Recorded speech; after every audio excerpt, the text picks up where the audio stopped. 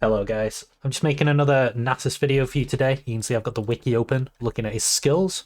I'm going to talk to you a little bit about ability max order, because this is something that I talk a lot about with Nasus. Obviously I am one of the prominent EMax Nasus content creators. So I'll talk a little bit about EMax, why I think it's better than QMax in almost every matchup in the game, and what order I think you should be maxing your skills in. Let me open Epic Pen and then I can sort of annotate on my screen a little bit better. So there's two ability maxes that I'll ever play. One of them, there used to be three, but one of them I've just dropped. Partly because it doesn't fit my playstyle and my itemization choices, and partly because I just don't enjoy it as much as playing EMax. So the one that I was most known for was E5, W5, Q1. So obviously what this means is I'm maxing E first, and then I'm maxing W second, and I'm maxing Q third.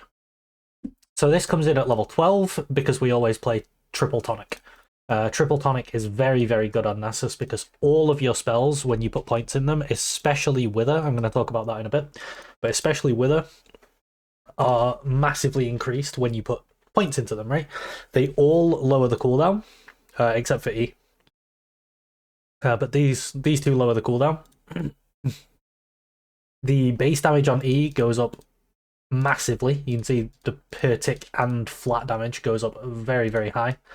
The E armor shred is also increased from 30% to 50%. So to put that into perspective, if you're against someone with a 200 armor target, right, and you E them in a team fight, at rank 1E, if you do like Q5, W5, you send their front line from 200 down to 140 resists. If you do EMax, you send them from 200 down to 100 resists. The shred is very, very potent on your maxed E. I've got a clip actually. Let me see if I can show you this clip right now. This is using both maxed E and Abyssal Mask. I just want to show the value because I think this this build is very, very potent. Where is it? It will be in this video. Here we go. I'm actually at the timestamp. So if we watch, when Jax comes into my range and ults me, he's going to ult me now, right? You see his resistances, 127, 148. Okay? And then he jumps away from me. He gets out of my E and he leaves, 255, 211. So you can see just how much I was shredding him. And in a team fight, this is very insane. Like, the fact that you can do that to the enemy front line in AD carry meta is crazy. So that's the first thing. This ability haste chart, by the way, I'm gonna get to that. It's just so that I can show you some verification behind one of my claims in a minute. Okay, so that's E5, W5. The reason we don't put points in Q is that the cooldown going from 7.5 to 3.5 is not needed. That's the main reason that you would... This base damage on Q is like, it's okay. You get plus... It essentially gives you 80 stacks if you max your Q. But 80 stacks is not that much. Like at level 12, right? Where I'm talking about having either this at 5, this at 5, or we could get this at 5. At level 12, an extra 80 stacks is like, meh, it's okay. But at that point, we're normally between like 250 to 300. So an extra 80 there is nice, don't get me wrong, but it's not game breaking. So it's mostly for the cooldown. The thing is, at this point, we're going to have our first item. It's going to be Trinity Force, and then we've got our Legend Haste, and we've got our Haste Stat Shard. That's 43 Haste. You can see here that's 30% CDR. So already, this goes down by 30%. So if I quickly do that, it would be 0.75. You times that by 3. That gives you 2.25. So you take your 2.25 off. So you'd end up at 5.25. And then when you're in your ult, this gets halved. So you end up at 2.625, right? Something like that. I might have done the maths slightly wrong. I'm not the most awake I've ever been.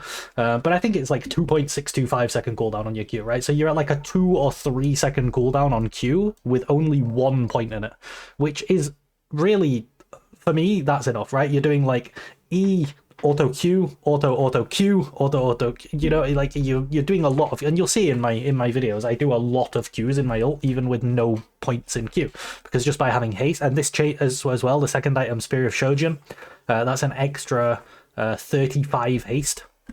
It just lowers it even more, right?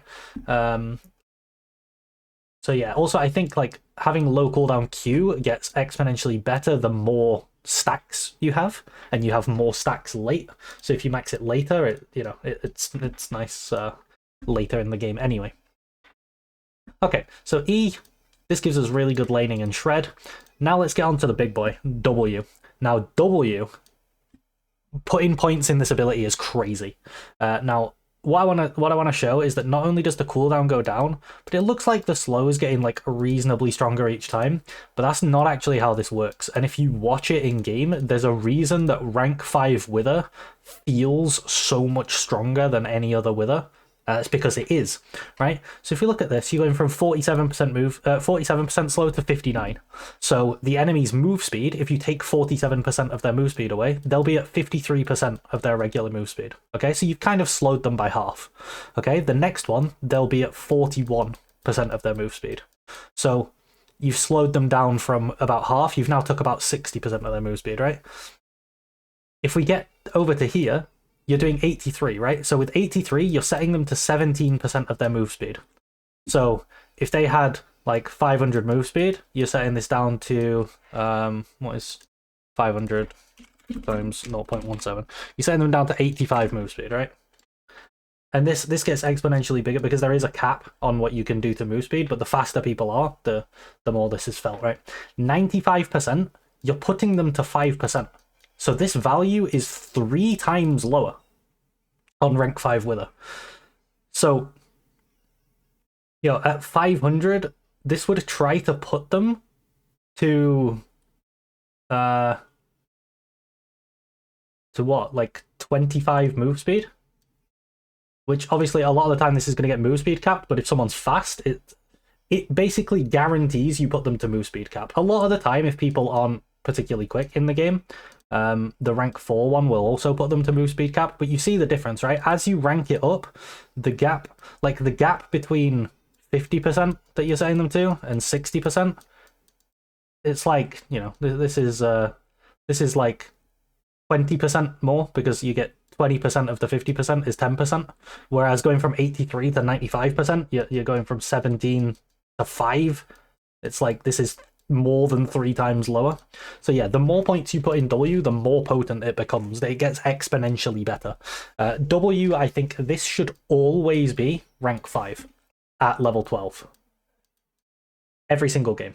There should never be a game where you don't have W5 at level 12. So even if you're playing like 1 point E into Q, or let's say you're doing like 2 points E, this is what Dog 8 used to do, was 2 points E, 5 points Q, and then 5 points W.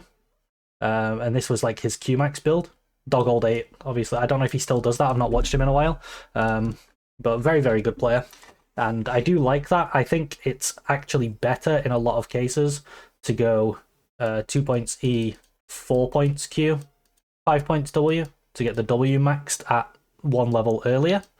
So that is something that you can do.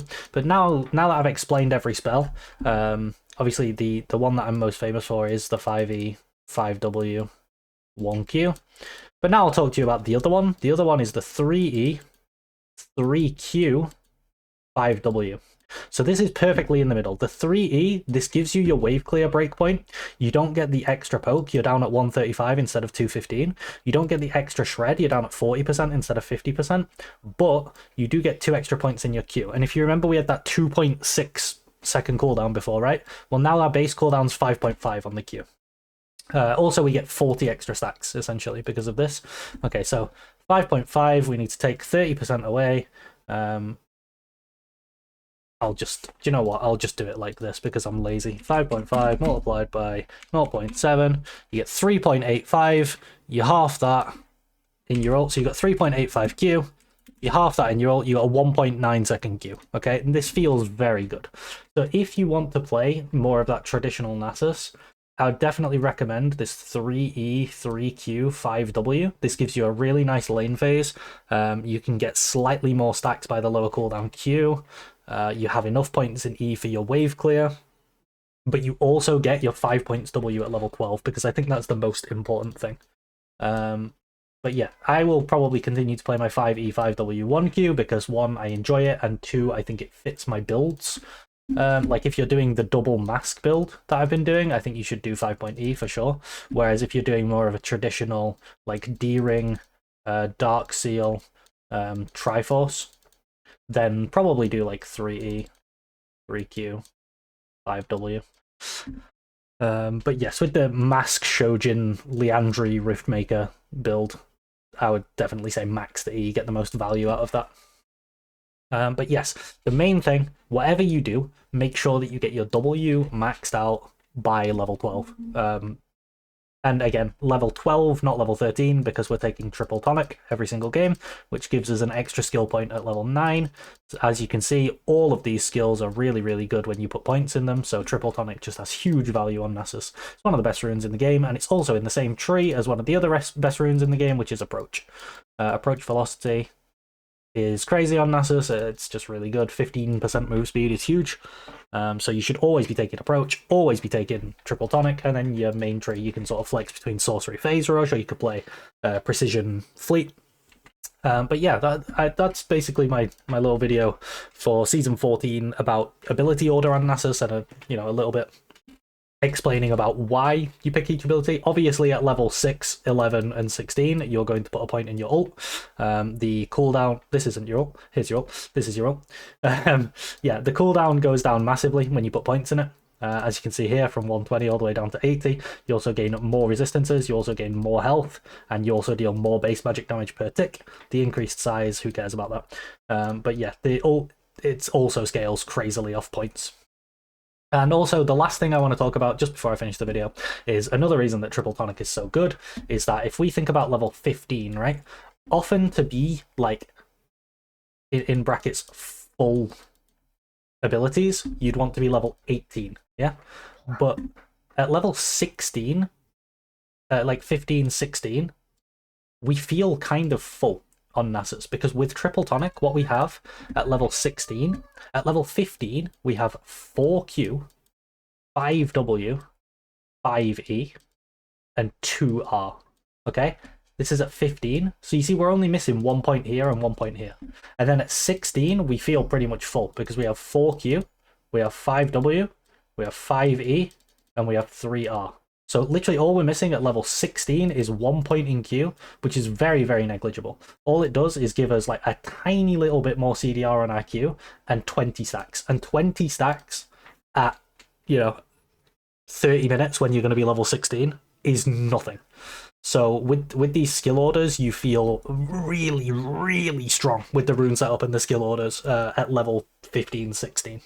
So yeah, thanks for watching, guys. I'm going to do some more Nasus related like guides. I'll talk about like different builds and stuff. Obviously, there's my Unranked to Master EMax Nasus series going on right now. So if you want to see some gameplay, you can check that out. And yeah, I'll see you in the next video. See you later.